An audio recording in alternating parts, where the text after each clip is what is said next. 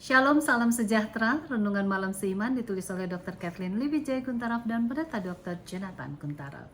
Judul renungan malam ini adalah Mujizat Hidup Manusia.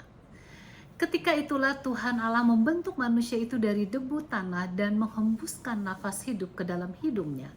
Demikianlah manusia itu menjadi makhluk yang hidup. Kejadian 2 ayat 7.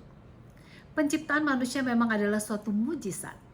Allah yang penuh kuasa telah menciptakan manusia dengan sangat ajaib. Tubuh manusia dibentuk dari debu tanah dan mendapatkan nafas dari Allah, maka jadilah manusia yang hidup. Dengan demikian manusia harus memiliki nafas baru dia bisa hidup. Bila ia tidak memiliki nafas, maka ia tidak dapat hidup alias meninggal dunia. Nah, apa yang terjadi saat manusia itu bernafas? Ternyata kegiatan bernafas adalah suatu kegiatan alamiah yang dilakukan secara spontan, yaitu dengan memasukkan dan mengeluarkan sejumlah 20.000 liter udara setiap hari. Sewaktu udara dihirupkan masuk ke dalam paru-paru, pertukaran oksigen dan karbon dioksida terjadi di lebih dari 600 juta kantongan-kantongan udara yang disebut dengan alveoli. Jadi di tempat ini CO2 dilepaskan dari darah dan O2 diambil dari udara yang kita hirup. Setelah itu darah yang kaya akan oksigen akan dibawa oleh jutaan sel darah merah dan kemudian diberikan makanan kepada seluruh organ maupun jaringan dan sel-sel di dalam tubuh kita. Mengapa? Karena semua sel memerlukan oksigen. Nah, pertukaran O2 dan CO2 tersebut akan berlangsung dalam waktu seperjutaan detik. Dibutuhkan kira-kira 1 menit untuk menyelesaikan putaran peredaran darah dalam tubuh. Inilah yang memberikan kekuatan dan kesegaran kepada semua sel di dalam tubuh kita sehingga semuanya dapat berfungsi dengan baik. Untuk itu, gerak badan merupakan kunci penting untuk melatih paru-paru kita dalam melakukan pernafasan yang baik.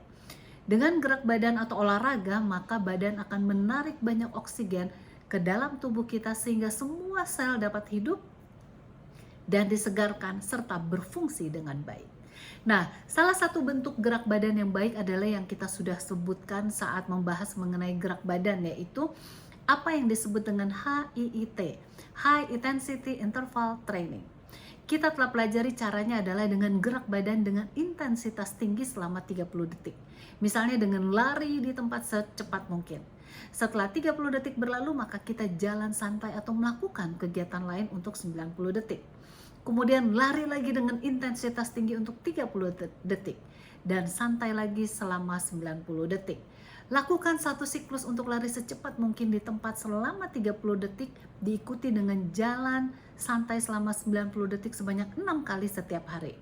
Sebaiknya HIIT dilakukan di luar dekat pohon hijau yang mempunyai udara bersih.